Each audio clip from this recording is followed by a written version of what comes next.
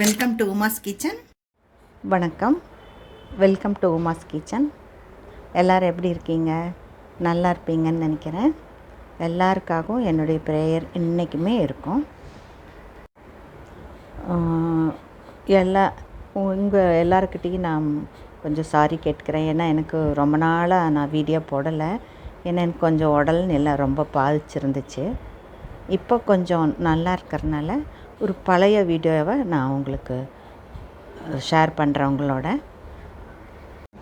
என்னடா ஒரு ரெசிபியே போடுறதில்ல, திடீர்னு பச்சை பசேல்னு செடியாக காமிக்கிறாளேன்னு நினைக்கிறீங்களா? ஆமாங்க, கொஞ்சம் நல்லான்னு பிறகு நான் நல்ல வீடியோ போடுறேன் உங்களுக்கு. இது என்னுடைய ரிலேஷன் வீட்டுக்கு போயிருந்தப்போ நாங்கள் மேலே 3வது மாடியில் அவங்க டெரஸில் பார்த்தேன். ஒரு கார்டனே வச்சுருந்தாங்க. அதுக்கு ரொம்ப அந்த கார்டனை அழகுபடுத்தி பார்க்குறக்கே ரொம்ப அருமையாக இருந்துச்சு. அப்போ என்னுடைய ஒரு ஃப்ரெண்டு அங்கே வந்தாங்க. அவங்க கார்டனில் அவங்க சொந்த வீட்டில் நிறைய கார்டன் வச்சுருக்காங்க. எதாச்சியாக என்னுடைய ஃப்ரெண்டு அவங்க கேரளா, அவங்களும் நானும் என்னுடைய ரிலேட்டிவ் வீட்டுக்கு போயிருந்தப்போ தான் இந்த கார்டனை காமிச்சோம். அப்போ அவங்களுக்கு கார்டன் மேலே ரொம்ப இன்ட்ரெஸ்டிங்காக இருப்பாங்க. இந்த கார்டனுக்காக வேண்டி அவங்க எந்த ஒரு இதுவும் படிக்கவே இல்லை. அவங்க சுயமாக சிந்தித்து அவங்க வீட்டில் நல்லா கார்டன் வச்சுருக்காங்க. அப்போ இந்த வீட்டில் அந்த கார்டனெல்லாம் பார்க்கும்போது பூச்செடியில் ரோஸ் எல்லாம் நல்லா வந்திருந்துச்சு. ஒரு சில செடியெல்லாம் வச்ச மாதிரியே இருந்துச்சு, சிலதெல்லாம் ரொம்ப வாடி போயிருந்துச்சு.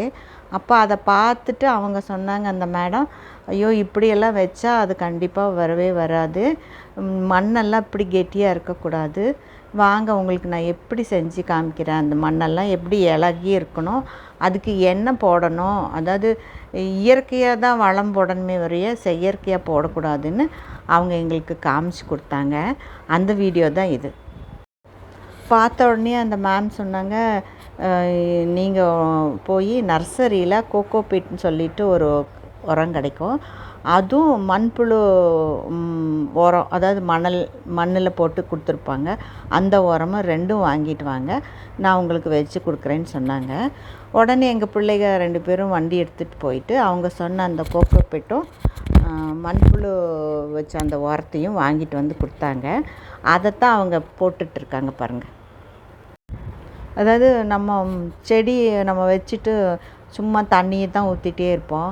அது என்ன ஆகும், தண்ணியை ஊற்றி அது மணல் இறுகி கெட்டி ஆகிடும்.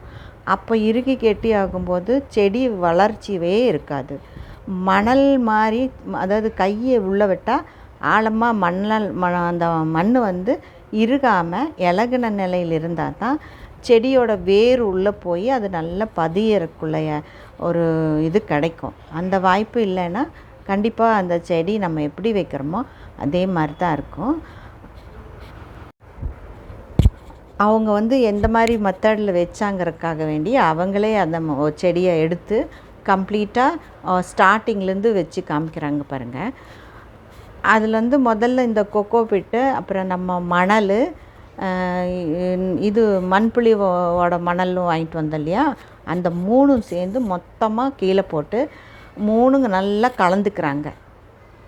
கலந்துட்டு அந்த மணல் முதல்ல அந்த வளத்தை அந்த மண்ணோட இதை கீழே போடுறாங்க. அந்த ஒரு எந்த பாத்திரத்தில் நம்ம டப்பாலேயோ இல்லை மண் தொட்டிலேயோ வைக்கிறோமோ அது கீழே கமுத்தி முதல்ல ஒரு ஹோல் போட்டுக்கிறாங்க.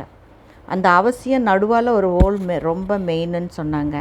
அதுக்கப்புறமா ஒரு பாதி தொட்டி அந்த மணலெல்லாம் கொட்டிட்டு அந்த 3ம் கலந்த மணலை அதுக்கப்புறமா அந்த செடியை நடுவால் குழி தோண்டி அப்படி வைக்கிறாங்க. அதுக்கு மேலே மறுபடியும் அதே மணலெல்லாம் கொட்டி கரெக்ட் பண்ணி வைக்கிறாங்க. தண்ணியை தொளிச்சு விட்றாங்க. கொஞ்சம் நல்லா தண்ணி தொளிச்சுட்டு 1 வீக் வரைக்கும் அந்த தண்ணியை அந்த செடிக்கு நம்ம தண்ணி ஊற்றக்கூடாது. அந்த மணல் அப்படியே வச்சிடணும்.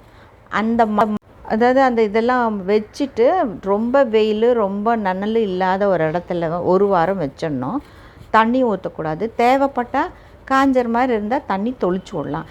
அப்படி இருந்தால் தான் அந்த 1 வாரத்தில் அந்த மணலுக்குள்ளே அந்த வேர் ஊடுருவி அது நல்லா டைட், அது ஊனிக்கும். அதுக்கப்புறம் நம்ம நார்மலாக எப்படி பண்ணிக்கலான்னு அப்புறம் பார்க்கலாம். இப்போ வந்து ஒரு வெத்தலை கொடியை வந்து அவங்க எப்படி பண்ணுறாங்கன்னா, இந்த வெத்தலை கொடியை சுற்றி உள்ளுக்குள்ளே வச்சு அதுக்கு மேலே மண் போடுறாங்க. அதுதான் இப்போ அதில் தெரியறது. அவங்க வெத்தலை கொடி தான் வைக்கிறாங்க. அந்த வெத்தலை கொடியை எப்படி அழகாக வச்சுட்டாங்க பாருங்கள். அதுக்கு மேலே அந்த மண்ணை போட்டுடுவாங்க, அந்த 3ம் கலந்த மண்ணை. அதை அப்படியே தண்ணியை தெளித்து லைட்டாக அந்த நான் முதல் சொன்ன மாதிரியே ரொம்ப வெயிலும் இல்லாமல் நனலும் இல்லாமல் ஒரு இடத்துல வச்சிட்டோம்னா அது அப்படியே பிடிச்சிட்டு அதே தன்னை போல் மேலால் வர ஆரம்பிச்சிடும். இதுதான் இந்த கொடிகளாக வைக்கிறது தான் இந்த மெத்தடு.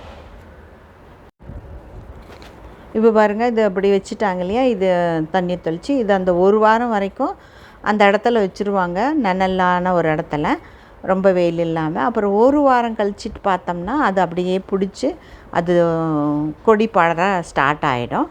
அதுக்கப்புறம் நம்ம நார்மலான இடத்துல வச்சுக்கலாம். இங்கே பாருங்கள், ஒரு பழைய மிளகா செடி வளராமல் இருந்துச்சு.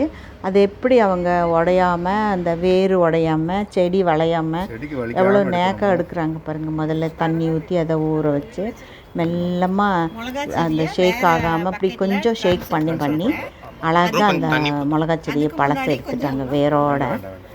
இதை வந்து நம்ம முதல்ல சொன்ன மாதிரி வைப்பாங்க. அந்த டேமா பாருங்கள் எப்படி இருக்குன்னு.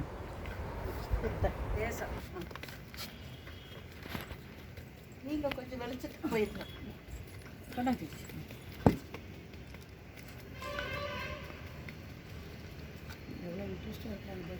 ஒரு 10 மாடி தோட்டம் கிடைச்ச போகுது எங்களுக்கு. வெட்டது வேலைக்கு நிற்க முடியுமா? அங்கே வேண்டாம், காலையிலேருந்து ராத்திரி வரைக்கும் தண்ணி இருங்க. ஒரு நிமிஷம்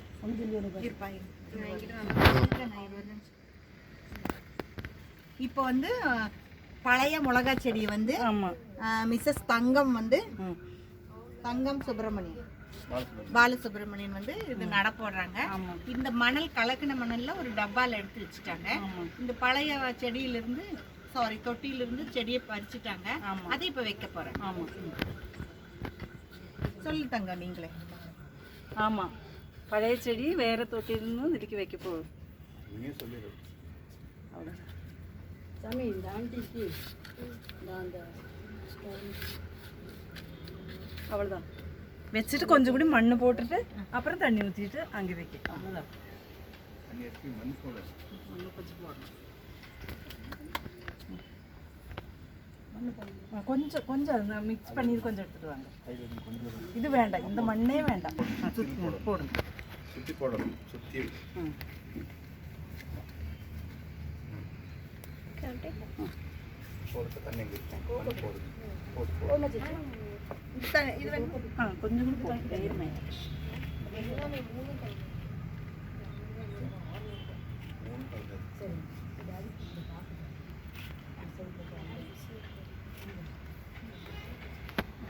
நீ தண்ணி தெளிக்க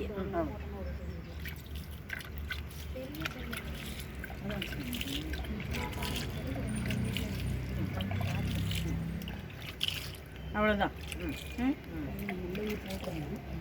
அடுத்த எடுத்து வச்சுருங்க. இப்போ ஒரு பழைய மிளகா செடியை நாங்கள் அந்த பார்த்த இதுலேருந்து எடுத்துட்டோம் டப்பாலேருந்து. இப்போ அதே மாதிரி இந்த உரம் வந்து 3 நம்ம சொன்ன மாதிரி அந்த 3 இதுவும் மிக்ஸ் பண்ணி வச்சுருக்கு. இதில் வந்து இவ்வளவு போட்டிருக்குறோம். அதை இந்த பழைய செடி பாருங்கள், மிளகா செடி இது வைக்கிறோம்.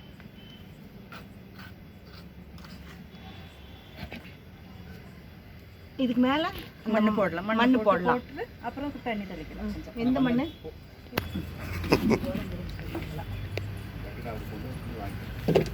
கொண்டு வருஷம் உங்களுக்கு 2 பெட்டி கொடுத்துருக்கேன். எனக்கு 2 வேணும், எனக்கு 5 வேணும். சரி, அந்த ஸ்ட்ரைட் அவ்வளோதான். இது தண்ணி ஊற்றிடுங்க கொஞ்சம், அதை அமுத்திடுங்க ஒன்று கொஞ்சம் தேய்ச்சி தடிச்சிடுங்க. கொஞ்சம் ஆடி அணிச்சா கொஞ்சம் கூடி மண் போட்ட சரி. ஃபுல்லாக நிறக்கக்கூடாது. என்ன தொட்டிக்கு பாதி மண்ணு தான், ஃபுல்லாக நிறக்கவே கூடாது. போட்டா எண்ணெய் பிட்டது எல்லாம் மண்ணு தான். போட்டு அமுத்தி